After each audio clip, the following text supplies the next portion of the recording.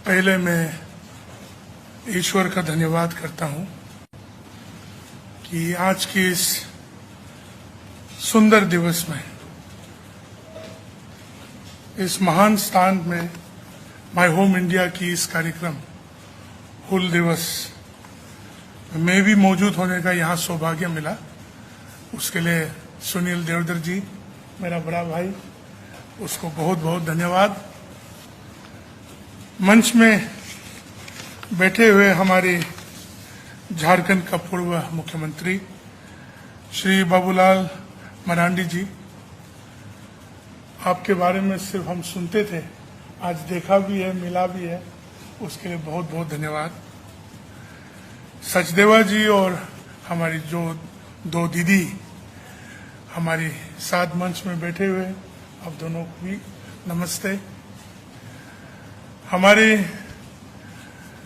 पिता समान और माँ समान बहुत सारे बुजुर्ग यहाँ बैठे हुए हैं और हमारे दोस्त लोग, भाई और बहनों, और पूर्वोत्तर के भी कुछ हमारी बहनें और भाई मिल देख रहे हैं, उसके लिए हम बहुत खुश होके हम वहाँ बैठे हुए थे।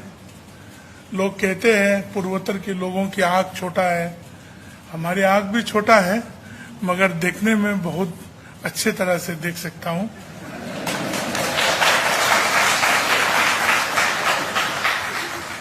छोटे आँख होने से एक फायदा है, गंदगी कम घुसते हैं और बहुत कभी कभार मंच में बैठे हुए लंबा जब कार्यक्रम चलते हैं, हमने एक तरीका से सो भी जाते हैं, तब किसी को मालूम नहीं पड़ते कि वो सो रहे या जाग रहे।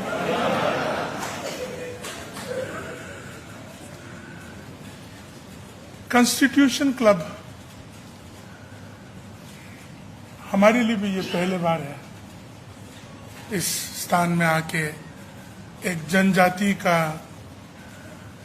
कार्यक्रम में, हुल दिवस के कार्यक्रम में जनजातियों के बारे में बात करते हुए, विचार विमर्श करते हुए, राजधानी की इस इतना बड़ा ऐतिहासिक स्थान में जनजाति के विषय में बात करते हुए, हम मन में वहां बैठ के मन में हम यही सोच रहे थे कि ये दिन अगर 1947 के बाद थोड़ा जल्दी देखा होता तो जनजाति के साथ इतना सोच विचारों को देश के साथ मिल के जाने में मुश्किल नहीं होता। ये बहुत भावना वाला बात है हमारे लिए। कहते हैं कि हम लोग जनजाति हैं। बहुत बार अगर हम अपने विषय में, अपने सोच विचार के बारे में हम बताएंगे तो आप सोचेंगे कि भाजपा का अध्यक्ष है नागालैंड का, तो वो भाजपा वाला बात बोल रहा हो, मगर वैसा नहीं है। हम एक हिंदुस्तानी होने वाला बात बोल रहे हैं।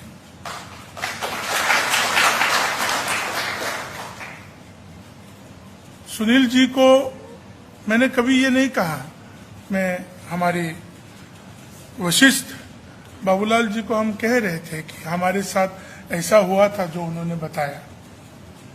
हम 1999 में ताजमहल देखने गए थे। उस समय आम आदमी की लाइन में हमारे देशवासियों के साथ हम भी जोड़ गए।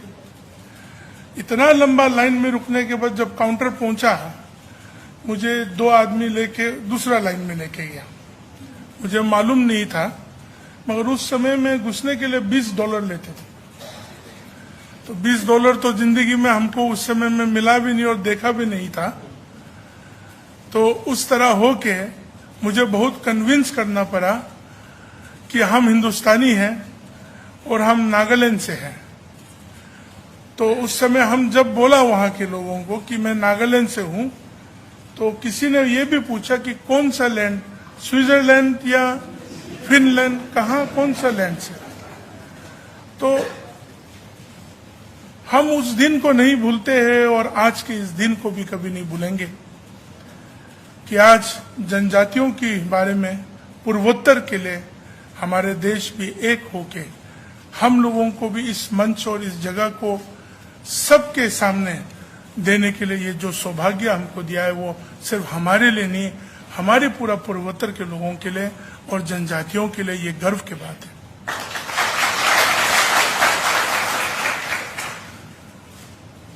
छोटी छोटी बातें हम याद करना चाहते हैं। हम बड़े बड़े बातों को लेके दिल्ली वासी के सामने हम रखना नहीं चाहेंगे, क्योंकि हम लोग छोटे छोटे गांवों में रहने वाले जनजाति है और हम पहाड़ की चोटी में रहने वाले, जंगलों में रहने वाले जनजातियां हैं। आज अगर हम देखें कि हुल दिवस क्यों मनाया जा रहा है, कल के दिन है, 50,000 लोग एकत्रित होकर जनजाति और 2 औरतों ने लेके 25,000 लोग का बलिदान हुआ। इस देश की आजादी की जो सफर है उसमें उन्होंने बलिदान किया। हम नहीं जानते थे कि इतना लोग ने भी बलिदान किया क्या। उसी तरह हमारे राज्य नागालैंड में भी कुछ बातें हैं जो आज तक उभर के नहीं आया, जैसे कि सुभाष जी और उनकी सेना जो है नागालैंड में फेक डिस्ट्रिक्ट की चोजुबा इलाका तक पहुंच के आया।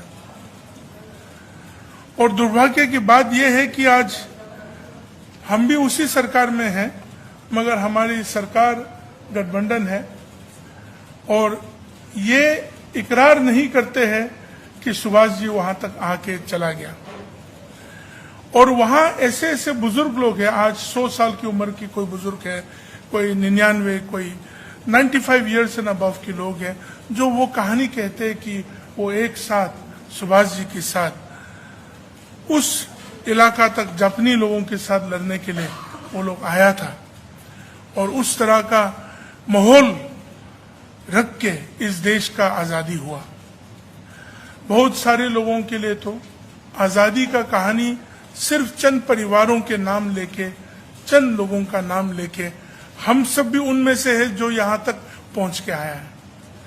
मगर आज जब हम ये सुनते हैं और जानते हैं कि इस देश की आजादी के लिए हम सबों ने कितना बड़ा भाग लिया, हमारे पूर्वजों ने कितना बड़ा भाग लिया, छोटे से छोटे इलाका में, छोटे से छोटे स्थान में, अपने स्वतंत्र के लिए, अपने देश के लिए, अपने भारत के लिए अपने जान गंवाया, अपने जीवन को बिताया।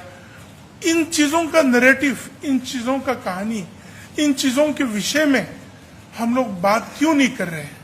करना चाहिए, क्योंकि अंग्रेज जब आए, आज हम भी एक युवा है आप लोगों की तरह, आज समझने के लिए ये आते हैं कि अंग्रेज ने बहुत अच्छा नैरेटिव बनाया और हम लोगों के इतिहास को पूरा खत्म करने के लिए, नेस्तनाबूद करने के लिए पूरा कोशिश किया। और आज उसका परिणाम पूर्वोत्तर में बहुत सारे स्थानों में आज भी है, नागालैंड जैसे राज्य में, मिजोरम जैसे राज्य में, मणिपुर जैसे में और अरुणाचल जैसे बहुत सारे स्थानों में उस नैरेटिव का सोच विचार और विचारधारा को लेके आज तक इस देश के साथ है।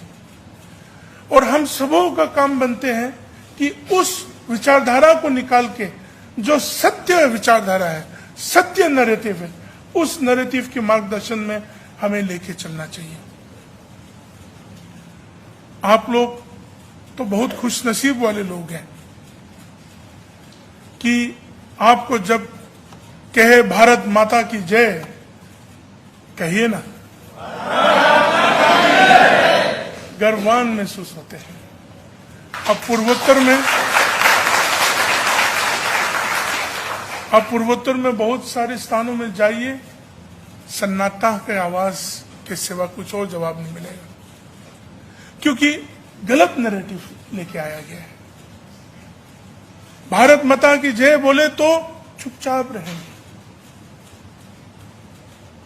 आज भी ऐसे स्थाने हैं जहां आप भारत के ध्वज को लहराना चाहेंगे तो आप अकेला हो जाएंगे, आपके साथ देने वाला नहीं रहेंगे। यहां तो रिपब्लिक डे और इंडिपेंडेंस डे के बाद तो आप तो फेंक देते हैं नाले में या डस्टबिन में छोड़ देते हैं। तो हम लोग तो कभी सोचते हैं कि आप लोग तो सौभाग्य है कि आप लोग यहाँ अपने इतना विशाल देश के साथ इतना स्वतंत्रता से आप जी रहे हैं, फिर भी उन नैरेटिवों को अभी तक सुधरने के लिए हम सबों का कोशिश नहीं हो रहा है। आज माय होम इंडिया जिस प्लेटफॉर्म से देशभक्ति के लिए, देश के लिए, राजनीति के लिए नहीं, सिर्फ राजनीति के लिए नहीं है, देश के लिए, अखंडता के लिए जो कार्यक्रम कर रहे हैं, जो काम कर रहे हैं। कोविड के समय में हमने देखा हमारी सुनील देवधर जी और उनकी टीम किस तरह पूर्वोत्तर के लोगों को और पूरा देश के लोगों को किस तरह फैसिलिटेट कर रहा था। कितना तकलीफें गुजरना पड़ा, फिर भी कभी पीछे नहीं हटा, साथ देके हमारे बच्चों को, हमारे भाइयों और बहनों को हमारे राज्य तक पहुंचाया। उसके लिए माय होम इंडिया को भी बहुत बहुत धन्यवाद। क्योंकि जब पूर्वोत्तर की बच्चे भाइयों और बहनों बाहर निकलते हैं ना, बहुत डर डर के भेजते हैं, बहुत डर डर के भेजते हैं। कुछ तकलीफ होगा तो कौन उनके साथ देंगे, कुछ प्रॉब्लम होगा तो उनको कैसे समझेंगे। फिर भी पढ़ाई लिखाई के लिए और जो अपॉर्चुनिटी इस देश दे रहा है, अब हमारा देश दे रहा है, उन अपॉर्चुनिटियों को देख के, उन चीजों को महसूस करने के लिए, उन चीजों में रहने के लिए इस देश में हमारी पूर्वोत्तर की देश के लोग भी यहां आते हैं। आप लोग संभाल के आपकी बेटी और बेटियां और भाइयों को, आपके बच्चों को जो पूर्वोत्तर से आते हैं, मेहरबानी करके आप लोग उन लोगों को संभाल के आपके घरों में, आपकी कॉलोनियों में आप साथ दीजिए। थोड़ा सा देख रेख में थोड़ा बदलाव होगा, थोड़ा सा खान पान में थोड़ा अलग होगा, मगर मन तो एक ही होगा।